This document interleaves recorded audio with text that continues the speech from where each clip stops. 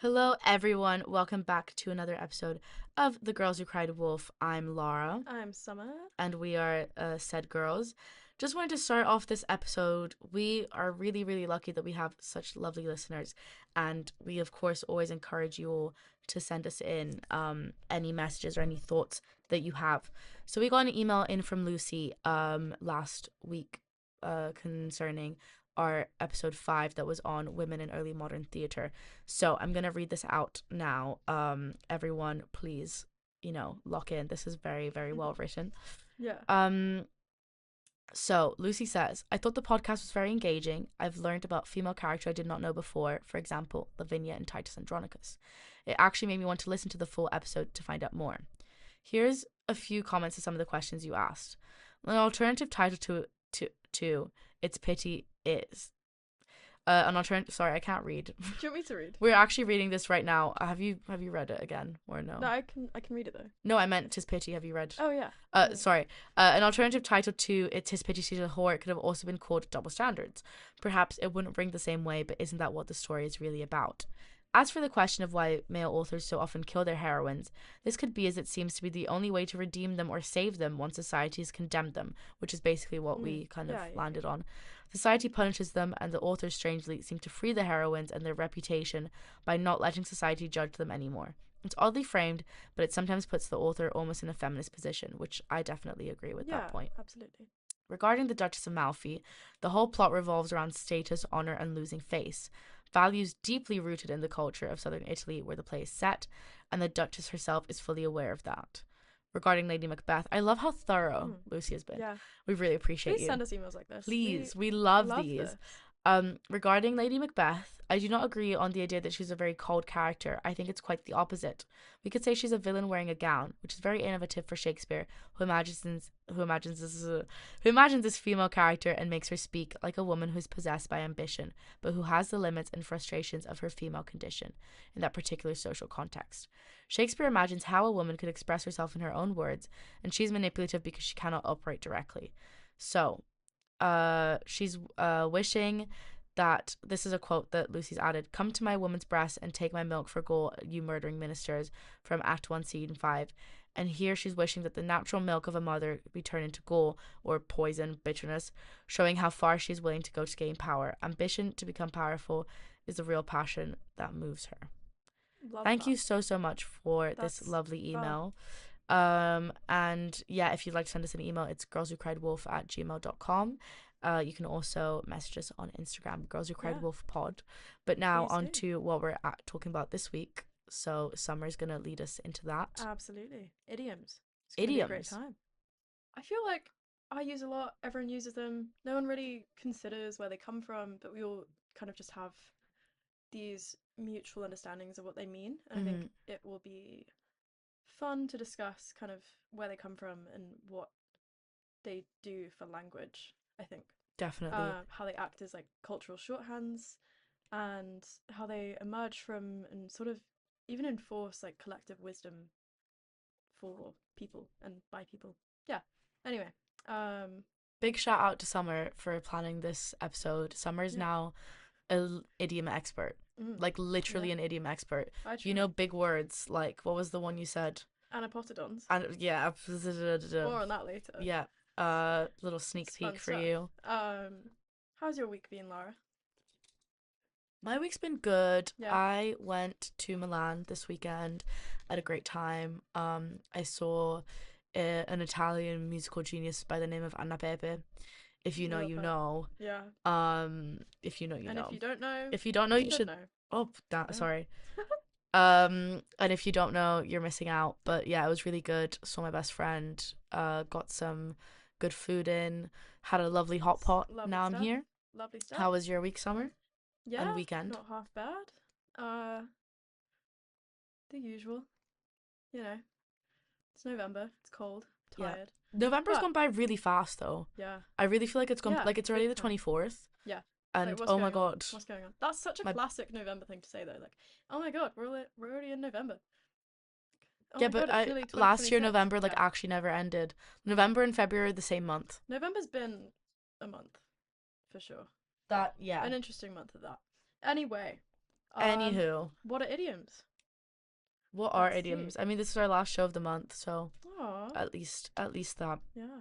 What are idioms? So I'm gonna go through the actual definition of it because we are not qualified to tell you the definition. Well, I'm not. Summer Idiom No, Queen no. is. So an idiom is a common word or phrase with a figurative, non-literal meaning that's understood culturally and differs from what its composite words denotations would suggest. So the words together have a meaning that is different from the dictionary definitions of the individual words, although some idioms do retain their literal meanings. By another definition, an idiom is a speech form or an expression of a given language that is peculiar to itself grammatically or cannot be understood from the individual meanings of its elements. For example, an English speaker would understand the phrase kick the bucket to mean to die, and also to actually kick a bucket. Furthermore, they would understand when each meaning is being used in the context. Yeah, so yeah, I think that gives a really nice kind of overview and setup for the rest of this episode. Um, and I think the aim is sort of to discuss how idioms act as these sort of cultural hand-me-downs of language. They're very patched, they're kind of fray at the edges, but they really add a lot of character to language. And I think they act as what makes each one feel different because not all of them carry across. They're kind of these linguistic fingerprints that allow for subcultures and regions and generations across space and time to differentiate themselves. I think that's I love really the interesting. the concept of a linguistic I fingerprint. know, how It's cute is very that? beautifully said. Yeah, definitely. And a lot of we have an example further down, Yeah. but a lot of expressions might kind of be the same but not really, and I think Mhm. it does demonstrate a lot about the culture. Yeah, for So sure. we've got a few examples here from other languages. So first one is in French and raconter des salades, which means telling salads, literally, like stop telling salads, and that Yeah. means you're lying. Yeah. So you're telling some salads. Yeah. Yep, that's a funny But I one. think I think you can really gain a sense of where an idiom comes from, like based on what it talks about. Yeah, but Like where does telling salads come from? just so French. A That's not going to salad be is very anything. French. That's not going to be anything other than French. We wouldn't say that here. British idioms very violent, generally speaking. Yeah, We'll English get into idioms are that. very, very We'll get violent. into that, and that We did segues nicely discuss into this. Yeah. your next one, Um, which has an English equivalent. the next one, yeah, which is my favorite one to say, is due piccioni con una fava. That's in Italian, and it means two pigeons, one bean, and that's our equivalent of two birds with one stone. But because we're Yeah, Italian, we want to feed them. yeah. So the English version of that refers to kind of killing two birds with one stone. Which, why are you doing that? Yeah, Why are you and doing that? we're sharing the love. We're feeding the You pigeons. can feed two pigeons with one bean. Segue on Yeah, the pigeons, we need to show some more pigeon love because yeah, pigeons were carrier yeah, pigeons and they used to carry our messages for us before we had a postal system. And we domesticated them and then we abandoned them and now they eat your McDonald's. I was once attacked by yeah. pigeons because they wanted my chicken nuggets. I got bitten by a And seagull once. oh, oh no. Mm. We'll tell your story. I was holding a donut in Hastings, and it landed on my shoulder. Well, no, it like pounced on my shoulder, bites my hand and grabs the donut and then flies away, Oh my and like god. laughs. It's like, and I was like, screw you, I want my donut back. And Mine it was, wasn't good. It yeah, wasn't good. no. I was attacked by pigeons and then I didn't have any lunch. So I rang my dad to be like, can I get some? I was like 13. I was like, can I get some more money for lunch? And then he saw me and he was like, why are you not in school? And I was like, oh no. And it's because my parents like wrote that I wasn't allowed out of school at lunch Oh. and I Tipp-X'd it out and drew a That's tick. so funny. Also, I'm so sorry, but if you're looking at these consent forms and you don't see a badly Tipp-X'd out box, Yeah. like be so for real. Anyways, um, yeah, and then I had detention, Nice. so that was Nice. really fun. So thank you, pigeons. Just Yeah. kidding. I love a pigeon. We I love just pigeons. um, They deserve they're better. they do deserve better. We're too mean. And they don't Oh deserve to be no, killed with one stone. yeah, human beings that ruin something again and then, Oh, it was are mean to surprise. them. Big surprise. They are not the Yeah. rats of the sky. That is a squirrel. Um, you have something about a Be nice to squirrel. squirrels. I'm going to talk about squirrels. Anyway, Yeah, your last third one idiom. is a Sicilian one and it's Comanche fa modiche and it means if you eat, you make crumbs. And it's kind of like basically saying if you there are take actions, yeah, action, like it consequences, there are yeah. consequences to that. But that's Um just more whimsical, and I like that better. it's just like it's my favorite Yeah, Sicilian expression. We yeah. have some really funny ones. Another really funny one is translates to if you want to lose a friend, either he dies or he gets married. Oh, My mum used to tell me that a lot. oh, that's nice. Yeah. So Hmm, I'm not interesting. gonna pronounce that in Sicilian, Yeah, because I forgot the word. fair enough. But Fair. I promise I'm a real Sicilian, guys. Cool. But yeah, no, let's get on to Okay, your ones. I've got a couple Swedish ones because, gotta pay tribute. So the first one is ett glida på en räkmacka, which is Swedish for to slide in on a shrimp sandwich. I like this one. Yes. So shrimp is very much, or was considered, a luxury food.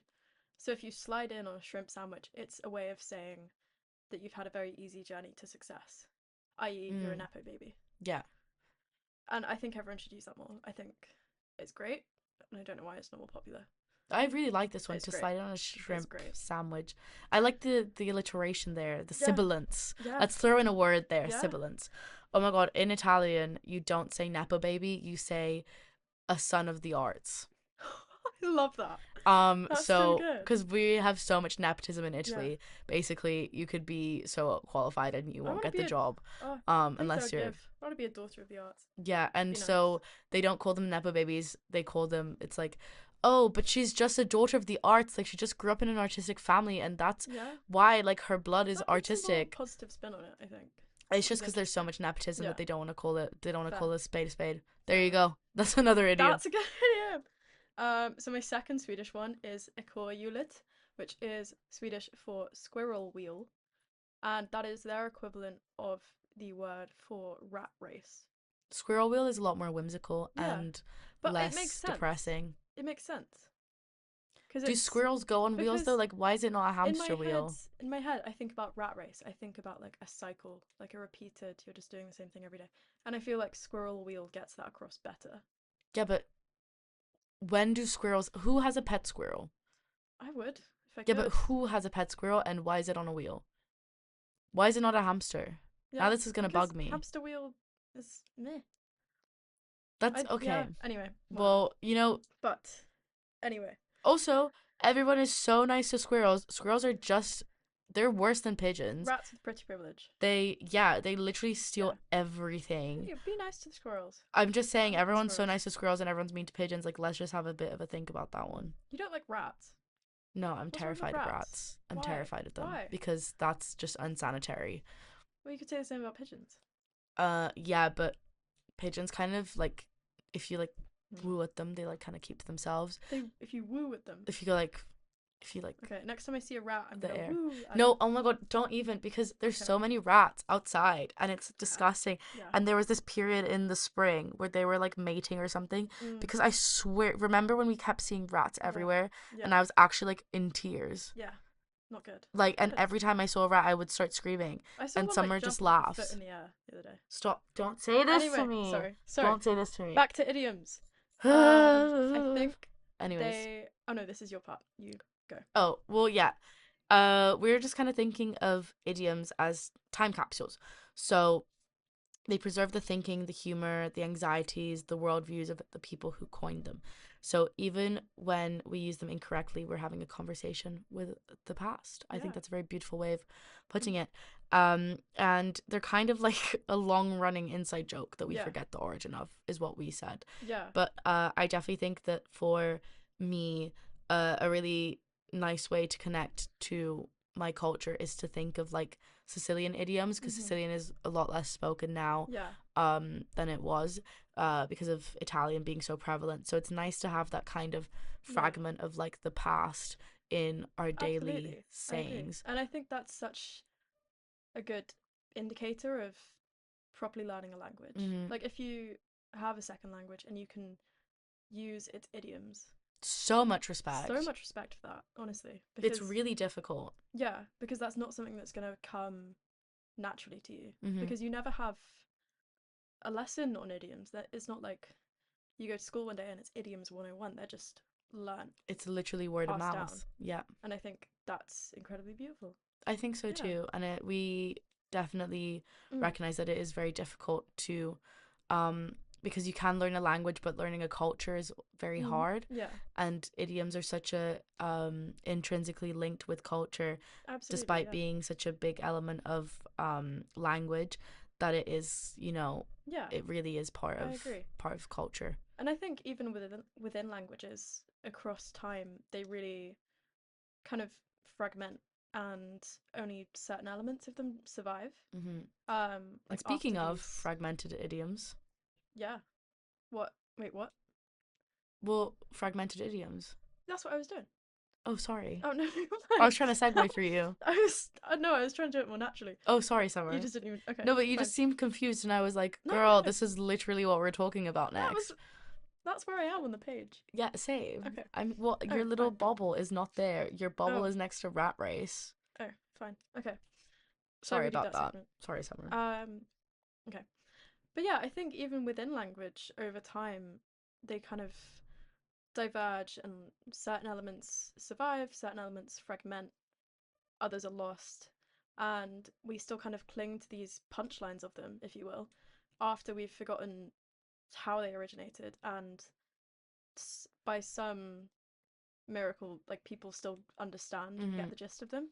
And I think that's a really good representation of how forgiving language can be. Yeah, Um, definitely. We for have example, some examples here. yeah, So the first one is to bite the bullet. It now means accepting that you've got to do something tough or undesirable, but it very, very, very probably originated from two military practices. So either wounded soldiers would bite a lead bullet during painful surgery because they didn't have anesthesia, so they would avoid screaming, or they would bite a lead bullet during corporal punishment to avoid crying out. So in both senses, yeah, very violent, very harsh, mm-hmm. unfortunately, situations. But the first recorded use of the phrase with the current meaning is Rudyard Kipling's 1891 novel The Light That Failed, and he says, "Bite on the bullet, old man, and don't let them think you're afraid." And I think that that's a really interesting quote because it kind of Mm. shows the evolution of language, because we have the literal biting the bullet, and then Yeah, now it's biting on the bullet, so it's yeah, maintaining the same meaning. However, but it's changing yeah, it to have a different meaning as yeah, well. Like it has a double meaning, and then that yeah, double meaning becomes the sole meaning that yeah, we now which is have, really, really interesting. which And is I very think interesting to us, at least. what we're kind of intending to illustrate is how, we kind of become distanced from what we're actually saying. Hmm. Like, I would say, like, oh, I'm gonna, like, bite the bullet and go to my 9 a.m. But, like, I don't consider But you don't go to the the 9 actual a.m. bullet. Hey, ouch. Will you come Fine. tomorrow? Yes. Yes, I will. Okay. Thank you very much. But, like, you forget about the bullet and you forget about biting the bullet. It's just something to say that gets a point across quicker, Hmm. but it's got like really like deep historical roots, and I think that's just something, yeah, very interesting to consider. And our second kind of example of that sort of thing is the phrase "let the cat out of the bag," Hmm. which actually originated from livestock fraud at markets, What where in the hell is livestock fraud? so animals were quite frequently sold in sacks just for kind of ease of transport. And these were usually piglets. So merchants would sell customers live piglets, and after putting them in these bags, they would swap them for cats when the customers That looked makes away. sense. Does it? Um, just yeah, it was like a scam thing because they wanted to make money. Anyway, um, the meaning of this has been like kind of quite largely retained, and it's still like about something being revealed. Hmm. But this tends to be in kind of kinder spirits nowadays, I would say. Yeah, definitely. Like you can say like, It's very playful. It's like oh yeah, for a he, secret, like, yeah, you didn't want to say that you were mm, pregnant or you're getting yeah, married or yeah, exactly. something that usually has like a happy ending. Yeah, like, oh, we're engaged, the cat's out the bag. Hmm. Has its roots in livestock fraud. Yeah. Fun fact. I Yeah. I wish to go back Mm. to the medieval times, and I Yeah. want to just for one day experience life with livestock fraud, and but not I would take the with cat. I would rats. take the cat any day. Oh, I'd prefer a cat. I want the No, cat. actually, I'd love a piglet. Imagine how cute that would Yeah, be. but they were for food. Yeah, but I Oh. would love the piglet. Yeah. The cat could have been for food as well. Yeah. We True. don't know. True. We don't know what they ate. True. Game is game. Because that's not our monkey, not our circus. Game is Which another one, is isn't that an idiom? yeah. But I meant it as No, game as as in food. meat. Yeah. Yeah. Fair. Wow, double meaning there, So many double guys. meanings today. Um so But yeah, yeah, we've also got our last one, not my monkey, not my circus, and which that's I a just way slid in there. to Haha. you did. But Slid anyway. it like in a shrimp sandwich. Yes. Yeah. But That it's a way of saying that it's not your business or responsibility, and this does kind of carry on into other languages as yeah. well. It's a very common one. Yeah. Um but I think yeah, it's really But do you interesting. know why it originated? Well, presumably because no. No, I don't. No, I don't. What's your best guess?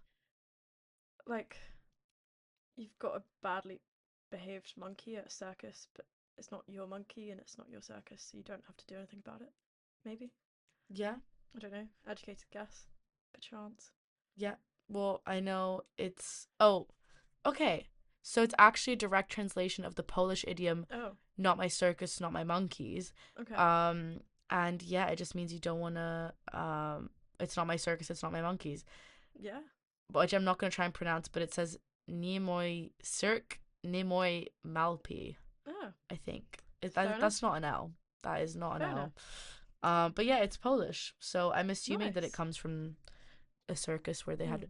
monkeys. But I wonder why it's a monkey and not necessarily a Yeah, but tiger I think or an that's elephant. where so Elephant in much. the room. Yeah. Why is that a thing? What? Who was bringing elephants into I rooms? I would love to see that. Can you just imagine that literally? Well, This you can't they really film probably that, did can in you? Victorian times. To be fair, they had a thing about like Yeah. the East and everything, and I'm gonna obtain an elephant and then Orientalism bring and it such. into a room. Oh, there was a guy. You know, sorry. No, you go. No, there was. I don't know if it was an ostrich or it was like a. There was some kind of animal. It was a Mm. kangaroo. Oh. There was a kangaroo on the loose in Luxembourg last year Oh. because somebody had a pet kangaroo. Yeah. That is Fair enough. Luxembourg for you. Did You're you that see? much money that you've got a pet kangaroo, and it was on the loose in the north, and That's everybody was insane. looking for this kangaroo that's running around Luxembourg. Yeah. Imagine that. Sorry, I was just thinking, No, no, no. like, what if I just said there's a kangaroo in the woods? Yeah. Yeah. Like, who's Fair gonna enough. stop me? Yeah. Do you remember like last year? Did you see those news articles about the horses that got loose on Aldwych? Yes, I And then everyone put did. like the Smiths song over it because they like hit a bus or something. It was like Oh, yeah, but they were just that's like really. running Were the down. horses okay? I think so. I do remember seeing Um, something about a horse being on the yeah, loose. but everyone was like, if a double decker bus, blah blah Yeah. blah. Anyway, that was funny. But I think back to the topic at hand, it's really interesting that these kind of phrases survive despite the forgetting of their origins, and we can use them accurately without remotely understanding why. And I don't think there's much else in language that functions like that sort of phenomena. Like Mm-hmm. grammar, linguistics, etc., etc. They all demand study, and they have to be like kind of you have to like kind of learn the rules of them. Mm-hmm. But with idioms, there aren't really any rules, and they're more just like learned through word of mouth. But you can say them very wrongly. Yes, yes, you can. Which is, Yeah. hard for people Do when you they know the think of campo? Hello. pigeons and bean. Yeah. Yeah, let's talk about that. So, what? So, If you if have you know, you been on know. the internet in the past 10 years, you've seen. Shout out to the KCL Italian sock because they Yeah. have this on a shirt. Ah. But if you've been Yeah. on the internet or if you know anything about English culture, there is Gino De Campo, who's an Italian chef Yeah. that works kind of in England, and he went on this morning with Holly Willoughby and Philip Schofield Yeah. and Schofield, sorry. Um, but basically someone He's making like a macaroni cheese. Or yeah, something. no, he's not. He was making carbonara. No, because Holly says, right. So he's making pasta, and then Holly goes, if this had ham in it, it'd be actually closer to a British carbonara. And then he's like, Ham and what? something No, else. it's not the same No, thing. because she says two things and Oh, he loses sure. it. Ah, okay. So Okay. I've watched this clip Okay, because I was fair, like, fair. anyways, she says two different. And okay, She's like basically saying like if you switch this out, it'll be this, and if Yeah. you switch this out, it'll be a British But- carbonara. point is, And what does he say? creates a fabulous idiom, which I feel like is really caught on. But he says, it's not the same thing. If my grandma had wheels, she would have been a bike. Yeah, And I love that. but love that. that's I think, bless him, Mm, he did create a new idiom I think so. for the English, but it is actually an Italian saying Yeah. that is, if se mia nonna avesse le ruote sarebbe una carriola, which means like if my grandmother had wheels, she would be a wheelbarrow. And he probably Yeah. couldn't think of the word for wheelbarrow, Yeah. so he just Valid. said bike, Yeah. Fair which gets enough. the same point He was very across. stressed out. I don't blame him. Yeah, well, if you know, I like Yeah. that idiom because it's like, yeah, Yeah. if my grandmother Yeah. did have wheels, she would be a bike. Yeah. And I think that segues really, really well into what we're kind of going to talk about in terms of misapplication. Hmm. Um, Also, something very before we go into yes. that, I think it is very interesting to think of how many sayings that we have because of the internet, and Mm. sayings like and idioms. Sorry, I'm using those interchangeably, but idioms have always been a cultural thing, like Mm. a geographical kind of expression Yeah. in that sense, and Yeah, now for they're sure. transcending geographical space, and Yeah. they're becoming like Yeah, kind of as a like result of modern technology, yeah, because of technology, so it's more the maybe internet's producing a lot of it's depending on today. what kind Yeah. of internet you're on, and like also Mhm. especially your age. If you tell anybody over 30 to touch some grass, I don't know if they're going to know what you're on Yeah. about. I think that's a really interesting one that's also come out the Yeah. internet. Yeah. I think my parents would be offended if I assumed they didn't know what touching grass meant, but okay. I don't Fair. know. Well, Um yeah. Anyway. Um but yeah, so a lot of them, as we mentioned with the lovely Gino de Campo, mhm. they kind of mutate and gain alternative or even sometimes opposite meanings. Um and I think yeah, we've got a few examples for some of those as well. Yeah. So the first one that we've got is a jack of all trades. So it came about in the early 1600s in Geoffrey Minshall's 1618 book Essays and Characters of a Prison. So it was originally a complimentary term for someone with broad skills. The negative ending, Master of None, was added much later, appearing in print around the late 18th century, with one of the first instances being in a 1785 article by Charles Lucas. The full phrase is Jack of all trades, master of none is oftentimes better than a master of one. So the meaning went from allegorical to insulting to complimentary. Which, yeah, bizarre. Yeah, because that gives us But three I love how they sayings. kind of adapt. Like I've certainly heard all three of those Definitely. I have mentioned. as Like well. the shortest, the shorter, and the full version kind of said, with different intentions behind them. And I think, yeah, idioms really lend themselves to that, and like different agendas, etc. And I also think it's interesting because it kind of demonstrates how little. I Mm, mean, we're going to talk about this further, but how small changes can change of language can change so much meaning. absolutely. It really shows the power of Yeah, language and words and things. yeah.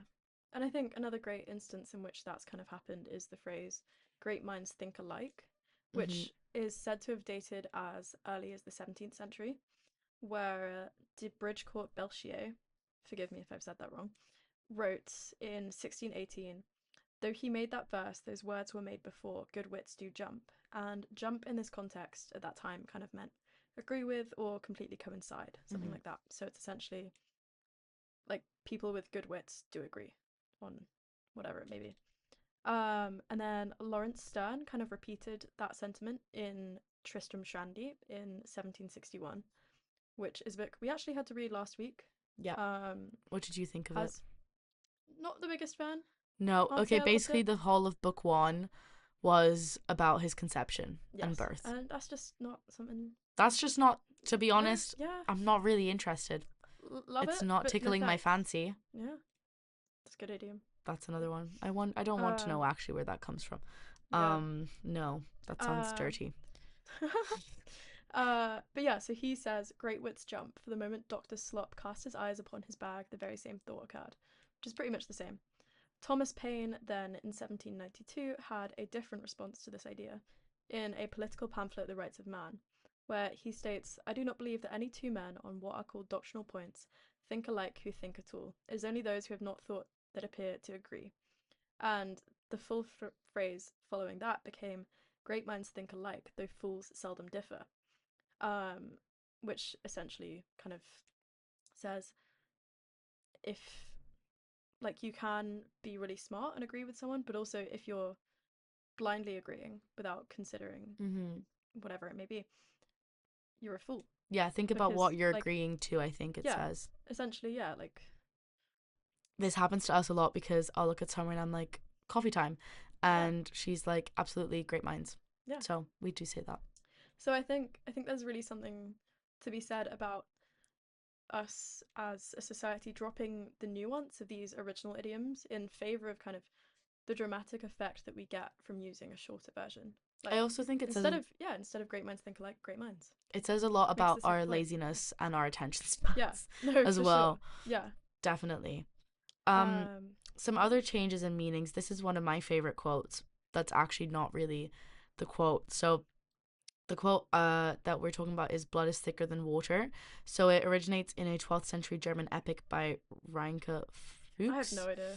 Um, Reinecker, yeah, something like that. I have no idea. yeah, I'm not even gonna. My German, I've lost it. I'm not gonna. Yeah, I Yeah. have none.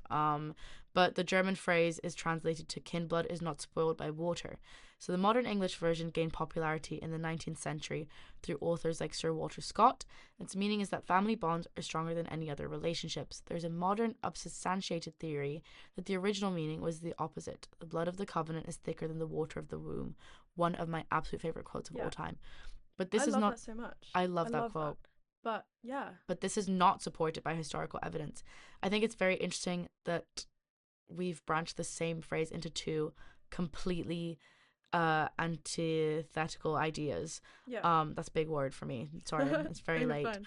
Um, but This that's is also yeah. like the sixth time we've tried to record this. Yeah, it's Mercury retrograde and somebody does not want us to be Talking about heard. idioms. Yeah. We recorded half of this and then turns out the Yeah. mics were on, Yeah. which is so Yeah. sad. Yeah. Because we had So, points, yeah. but we Anyway, have we'll whatever. make more points. Whatever. It's fine. It's Um, fine. but yeah, I think it's really interesting that literally just one word added can change Yeah. completely Like, the what have you meaning. added there? Like, covenant and womb. But that completely flips the meaning. Completely. Like, entirely. Ugh, Which I is love language. that fuller Love being a version. language nerd.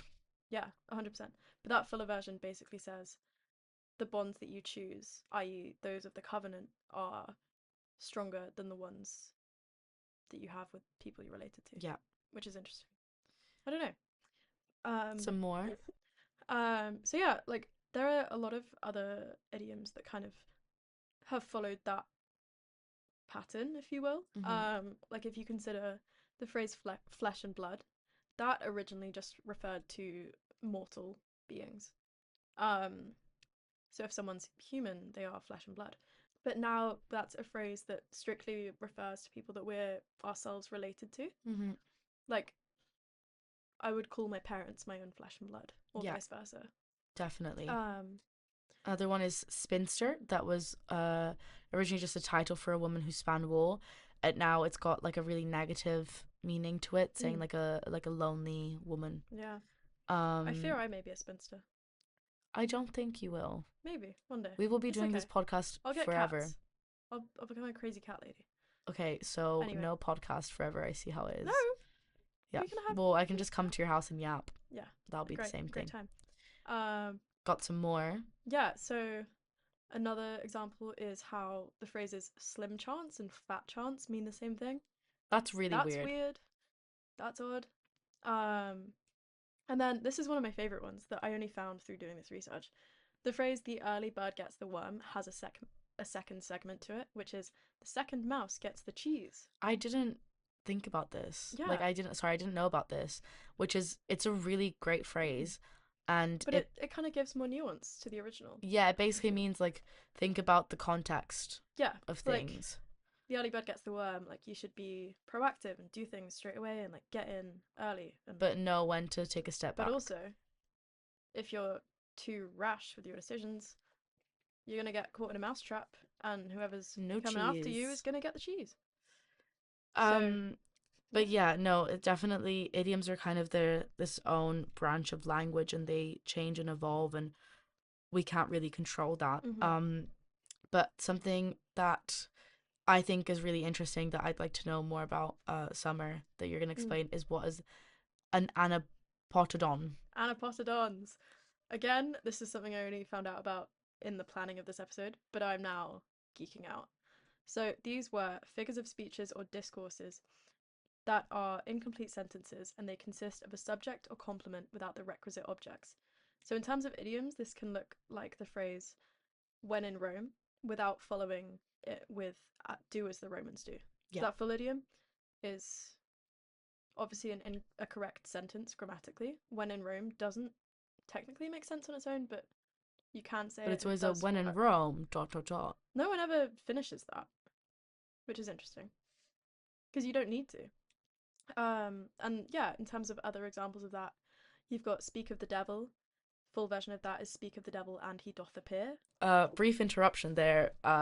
Basically, my friend messaged me saying, "How's the train?" Because I'm going to Manchester tomorrow, and I was like, "Wait, don't tell me There I've was a missed my very brief train." little bit of panic there. And I actually was like having a heart attack, and my train actually Yeah, is tomorrow. something's in So the air. I don't know it's what's going Mercury on. retrograde. It ends on the Yeah. 29th, so Oh, that'll excellent. be okay. I'm so But glad. it impacts technology and travel, and that's really been impacted Mm. today. Like Yeah, that was actually that's very terrifying. true, actually. But yeah, Yeah. sorry. Let's get back to what's actually Yes. important. So yeah, a few more examples of these anapotodons, which is a word I am really I really liking like this word. to say. Um, so you can think of like speak of the devil. The second segment to that is and he doth appear, but that's largely been dropped Mm-hmm. because it makes sense on its own. Yeah. That first half. You've also got when life gives you lemons. Not everyone always says make lemonade, or where there's a will. You can follow that with where's a way, but you don't necessarily need to anymore. And I think these kind of emerge because we quite like to gravitate to more efficient methods Mm-hmm. of communication, and this relates to a law in linguistics called the brevity law, which Ooh, essentially says that the more something is said, the shorter it can become and still be understood. And this relates to something called the principle of least effort, which I definitely recommend that's reading a so bit about. interesting. Yeah, because I think that really like kind of rings quite true. There's Like another one that's yeah, I'm rubber, you're glue. yeah, Whatever you say bounce off me and sticks to you, and I don't think yeah, anybody over the age of 10 says that anymore. yeah. But I think it's quite funny. I first heard about that in like French. Sticks and stones may break my bones. Yeah, That has got two meanings. that's an apotodon. Yeah. Well, no, because you don't know if it's the Rihanna or if it's the like. Mm. Yeah. But words can never hurt me. There is actually a segment in this coming up about About Rihanna. idioms in music. Oh, Yeah. oh, Yeah.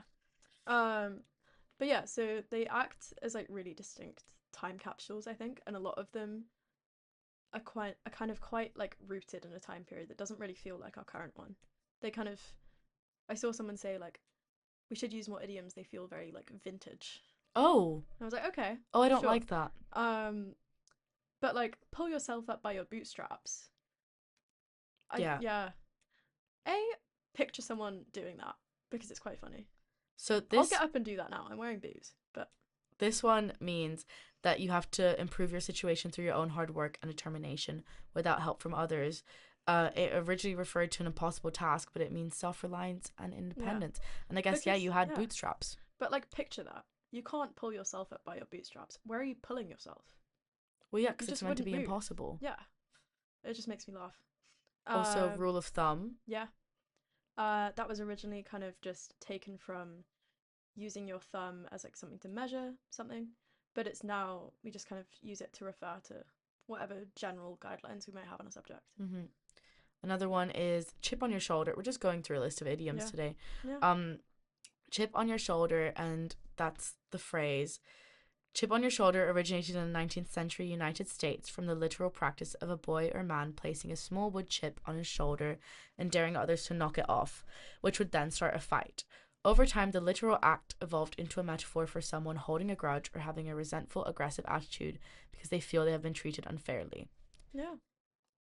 But yeah, I think it's really interesting that as societies change, the idioms of them get repurposed and they kind of get repackaged to fit like new political agendas, cultural narratives, whatever it may be. Mm-hmm. And this misinterpretation kind of becomes as much a tool as it is a mistake, which is fun. Yeah, And I like that phrasing of yeah, it. It's a nice way of thinking about it. yeah. Um, this is quite possibly one of my favorite parts and Okay, things to use. so now we've Just got in my something day to day. else that So, Summer is also. Guys, Summer's literally the expert of idioms. no, Like, I don't know how else to no. explain it. Like, Okay, this woman's knowledge right. goes so far. Nah, no, it's fine. Well, But lady. Maybe I whatever, should call you whatever. lady. Um, there are things called malaphors, and I was like, oh my god, everyone should use more idioms. Everyone should use malaphors, and if you Mm-hmm. don't, you're doing it wrong. This is when two idioms are combined, either accidentally or intentionally, and it really sort of shows how alive they are. They're very messy, tangled, evolving. But I like doing this because it's funny. Yeah. Like merging two idioms just because I can. Like I am really trying to channel saying these more. Okay. An example of which is we'll burn that bridge when we get to it. Like Oh, we'll cross I that bridge. yeah, because it's like Oh, got it. yeah. Or like Got it. you've opened this can of worms, now lie in it. Which is like you've made your bed, now lie in it. The opposite of Oh, okay. opening a I'm can of really worms. slow. Okay, this one I know. Not Yeah. my first rodeo, not my circus. Yeah, like not my first rodeo, that's an idiom. Not my monkey, not my circus, that's an idiom. Combine them and you get a malaphor and it's great and it's funny. These are really And I highly funny. recommend. I quite like these. Yeah, these are all the ones I could think of. But yeah, But think of yeah, malaphors and send us them because Summer needs please. to widen her vocabulary. Yeah, we do. Our Malafor vocabulary. Yes. There's something very interesting to be said about political parallels and generational gaps Mm-hmm. when discussing idioms, and we did touch on this before, but they can very much expose generational divides, and a lot of younger people are not getting references that older people think are universal, and Mm. vice versa, and it also mirrors like political miscommunication in a Yeah, way, I think so. the way that each generation can use the same words but mean completely different things. Yeah. And yeah, I think they also sort of a lot of them function as mini philosophies, which I Mm. quite like. Um, because they kind of emerge from these shared cultural experiences.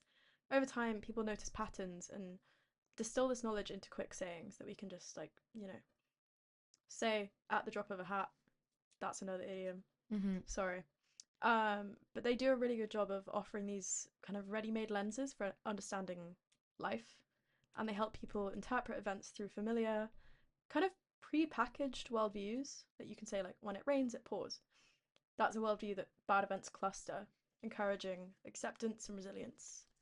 And they're like cliches, but kind Mm-hmm. of a bit more fun than that. But I feel like, yeah, There's some more examples as yeah, well. So yeah, they can also shape your behavior in a way because they're very short and they sound very authoritative. And so they can influence decisions like a philosophical principle. So, for example, the "don't cry over spilled milk" is kind of a stance on letting go of irreversibles and is very closely related to mm, Stoic thought. There's also a lot to be said about the encoding of moral values. So many idioms subtly express ethical stances, such as "what goes around comes around," which is the moral yeah, philosophy of karma and reciprocity. yeah. But I think they do a really great job of like balancing simplicity with depth. You can repeat them really effortlessly, but like the more you reflect on them, the more like layers they reveal. Mm-hmm. One I really like, kind of on that front, is you can't step in the same river twice, which is kind of this like mini preaching of impermanence and change, which I Mm-hmm. quite like. And then I found this like Japanese one, which is a frog in a well cannot conceive of the ocean, I think that's which beautiful. is I think that's so such a lovely I one. love that. It's like a really Of cute course, the version of Japanese idioms are like Plato's. stunning, Yeah, and of course. But that seems very evocative of like Plato's allegory of the cave. mm-hmm, But it's just like definitely cute. Yeah, agreed. yeah, Um, Also, yeah, preaching to the choir. So yeah, like trying to persuade people who already agree with you.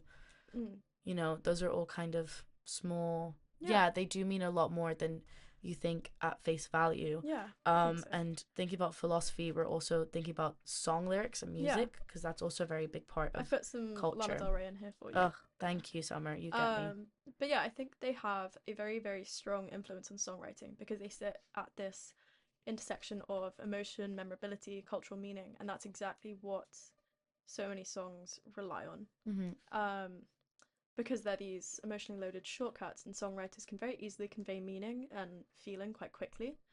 They compress complex emotions and experiences into a few words, and listeners then get like this very quick burst of recognition. I think it also helps a listener connect more deeply with Yeah. the song and with the Mm-hmm. artist because you feel as if you're finding these kind of clues Yeah. in the songs and it makes you feel, yeah, definitely more connected to Mm-hmm. the music. Absolutely. So like you've got like the phrase like easy come, easy go. That's in Bohemian Rhapsody, and I'm sure like countless others. Mm-hmm. Um, they also just tend to fit very naturally into like rhythm, rhyme, because their compact, formulaic nature kind of makes them easy to place within lyrics. Um, you've got like Under the Weather, On Thin Ice, Finding My Feet. They have like these built-in cadences that mesh well with musical phrasing, I think. Mm-hmm. Um, and songwriters will often bend these to fit rhyme schemes or kind of subject matter they want to talk about. Um, so we've got a couple examples of that. You've got like Birds of a Feather, Candle in the Wind, Bridge over Troubled Water. These are all phrases very frequently used in songwriting. And Can I'll I leave say that this last one to one? you because I know that you'll like it. So we have the phrase out of the blue and into the black, or out of the black and into the blue, which I like so much that I I have love it that song. tattooed Yeah. over my entire arm. Um, so Lana Del Rey uses this in her song Get Free, which is the one I have Mm. tattooed. And she says that this is quoted by the way, I read that soldiers who worked in the tunnels during the Vietnam War used to say this to illustrate going from above ground to entering the dark tunnels. Neil Young used the same line in Hey Hey My as a reference to leaving fame and popularity, the blue, for a life of privacy and obscurity, the black. Yeah. Which is so interesting because that is not how I interpret this at No, all. within in her song, it's out the black and into the blue, and I kind of read that as like leaving the darkness in some capacity and maybe finding more calm in a sense. But also Yeah, blue, maybe like melancholy. It's just kind of change, I suppose. yeah. What's your 2 cents on that? I mean, for me, it has a more personal meaning because when I was Mm. in treatment, obviously I couldn't really like go out by Yeah. myself. So like that was my black, and then the blue was like the sky that I used to Yeah. see that I really Exactly. wanted to like have that freedom. So for me Yeah. it's about having but also kind of from having freedom and such, but also about the idea of like you're leaving the black but it's blue, it's not white, like it gets Hmm. better, but there's always like you never have to expect that things are good and bad, like things Yeah. are just very, they flow. Yeah. No, That was yeah. my I love interpretation that. of it. um Um, but yeah, yeah. this is a really interesting point that you've brought up here, Summer, about like, and I think that really segues well from Lana Del Rey and, you know, interpretations and stuff. And that's the Mm. question: are we still making idioms? Yeah. Like, are we actually? They definitely have a very nostalgic feel to them. Mm-hmm. And I think when we consider modern slang, it's quite a microcosm of how society is splintering in these larger ways Mm-hmm. too. Um, we kind of live in linguistic echo chambers as much as ideological ones, which is kind of what you were saying about, the different realms of the internet, like geographical space, age divides, etc., etc. Mm-hmm. Um, like idioms are very much rooted in their own, yeah, echo chambers. But I think the question to ask is a lot of this is now being passed through social media, Yeah. which obviously accelerates language. And Mm-hmm. these, you know, sorry. But yeah, like these pieces of slang, they burn bright, they die fast. Memes rise and fall within days. Does anything at this point last long enough to become new idioms? Yeah, Like, what's gonna stick around? I think there's rather than having idioms, it's a lot of like, I mean, there's some idioms here that we've Mm, listed. So, for example, drip for the plot, touch grass, living rent free.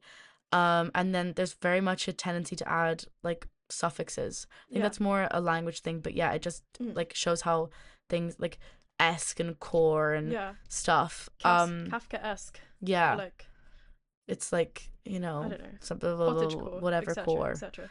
But Which isn't two, necessarily idiom related, but but it does show an yeah, evolution of language, yeah, which yeah, I yeah. think is very linked to the idiom. Mm, But two specific ones that we have pointed out are kind of these symbols, which I think idioms are, yeah. and um, these kind of these are things that had a bigger meaning that Mm, have been really reduced and, as you said, really accelerated by social media. So the first one is the term gaslight. This comes from a Victorian play called Gaslight. And basically, this husband was manipulating his wife, persuading her that she's mentally ill so he can steal from her. And when he's absent, the gaslight's dim, um, because something somebody else is lighting a lamp, which causes the gas pressure to drop. When the wife would ask the servants, they would tell her nobody else in the house. So the husband is actually upstairs searching the room for her jewels. Mm. And now it means that somebody's like trying to lie to you, but in a Yeah. very specific, like, Yeah. psychological term, which Mm. people use very. I think There's people throw that around too casually. people throw around a lot of Yeah. psychological terms way too Yeah. casually now. I read this really interesting article like years and years ago, and it was called like, "Is therapy speak making us too selfish?" I think it is. Absolutely yes. Absolutely. Absolutely yes. I might like link this somewhere because it's such a good read. It'll be But yeah, linked on our people Substack, throw which that is around. Yeah. available. If you want to find it, it's Yeah. on our website, which is Mm. girlswhocriedwolfpod.com, or on Substack, Um. which is just Girls Who Cried Wolf. Yeah. Yeah. But yeah, I think yeah, definitely thrown around too much. As is the term snowflake, Mm-hmm. which has multiple origins, which I really had no clue about, and I'm Yeah. not sure that many people do.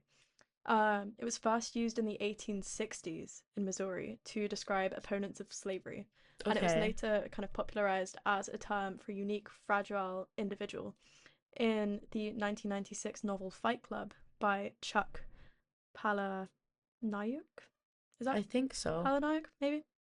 Um, but it's now just a term kind of used to negatively describe someone who's offended too easily. Like, Yeah. open any TikTok comment section that proposes any kind of debate, you'll probably see the word snowflake. Yeah. And I think it's very But it interesting. has origins in the 1860s? Yeah, it's very interesting Wild. to think of the ways that things have changed so much in the Mm. past 200 years, and to think of where will these sayings be in 200 years. Like, think Yeah, of all the sayings that completely make zero sense to us absolutely. that we've now lost. Mhm. um and sayings that, if you sometimes read Shakespeare or any Yeah, kind of early modern text, there's a lot of references and stuff there that, like, I've got no clue unless I read the yeah. footnotes. So it's really interesting to think about where this will be in 200 years as well. And I do wonder what kind of works we read of the past that do contain these kind of idioms that just go completely over our heads. Mm-hmm. Like, I'm sure there are so many that we'd have like no way of knowing about. But, you know, anyway. No, definitely. Um, Shall we do some closing yeah, thoughts? I think I we've think so. yapped Yes. on quite a lot about idioms. Mm-hmm. But I think the general gist of what we're trying to get across is that idioms are reminding us that language is a collective project, Mm-hmm. and one that we never really finish. Idioms are kind of like, then Summers put it really well here. They're scraps of poetry that we carry around without thinking, hand me down metaphors, and somehow they still fit. I think that's Thank such a you very lovely way of much. putting it. Thank you. But yeah, kind of every time we misquote them or mash two of them together or interpret one really, really wildly, differently from someone of an alternative generation, we're kind of participating in these ongoing evolutions of language. And we're proof that language isn't a museum piece, it's alive very stubbornly. It trips over itself, reinvents itself, and occasionally puts the cart before the horse while it does. Yeah, Sorry. no, Lol. well, you had to throw another one I had in. to. I had to. Um, Had to be done. yeah, I really like this idea that idioms are very alive. They are also very human because Mm-hmm. they're so misunderstood and Yeah. so changed and misused. And it kind of shows us that that's not always a problem. And Yeah. sometimes that's how creativity can come about. And meaning is something built together, meaning Yeah. is not something just given to something. Mm-hmm. And idioms only really do survive because people keep using them, they keep changing them. They show that communication doesn't have to be perfect to be powerful, but that communication has to be shared. Yeah. I think language very much evolves the same way we do, by trial, error, the occasional mixed metaphor. If we get our wires crossed or burn a bridge we haven't even come to yet, that's alright. Because idioms are so much more than old sayings, and they're proof that when words try and fail us, meaning will still kind of find a way. Um, yeah, love idioms, use more. Yeah, I think it's really interesting. Uh, I've learned a lot about yeah, about them, and I think I'm going to be placing more yeah, importance onto idioms and the like, think mm, more about the language I use, and yeah, definitely its origins. I think that this research has really helped me reflect on that very yeah, deeply. yeah. I do have a couple that I really want to bring up Please because do. they Please are new to me. finish us off. One of them is a sandwich short of a picnic, which you can Okay. say about someone who lacks intelligence. Yeah. Like, they're just a bit not there. Yeah. Like, an arrow short for Lights are quiver. on, but no one's home. Lights are on, but I no one's love home. that one. Yeah, same kind of vibe. Or you can say that someone's fallen off the turnip truck. Oh. The roots of that were kind of in the United States, where people would hitchhike on, lo and behold, turnip trucks, and then get to like a new place, fall off, and it's essentially what you can say about someone who's being naive, ignorant, gullible, or like new to something. Mm-hmm. Yeah. There's some other. This is a Yeah. fun one. Like turkeys voting for That's Christmas. great. I love that so much. Can you explain this one? Yes. So that's kind of used as a metaphor in which a choice made is clearly against one's self interest. So you face the adverse consequences of those policies and yet you still adhere to them. Like, if a turkey supports Christmas, Yeah. that's against its own self interest because it's going to die. That yeah. But, like, that is a good one to finish Yeah. off on. We hope that this has been a more light-hearted episode I and think so. also an educational one. We're really enjoying learning so much about language and doing our own research into things that we're interested in that aren't just our degree based.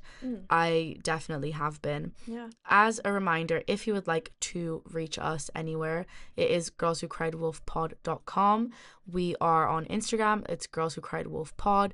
We are also, you can also email us if you'd like, such as the lovely email we got at the start of the episode. We did indeed. And that is girlswhocriedwolf@gmail.com.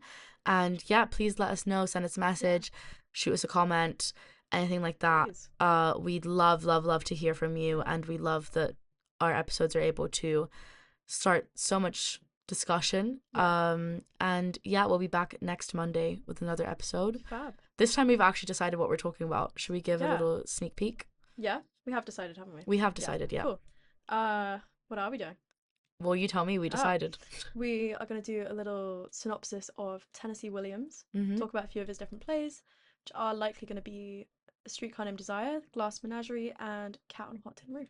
Yeah, and his impact on theatre and Yeah. all that kind of stuff. I'm such a plastic theatre geek. I'm very Yes, excited.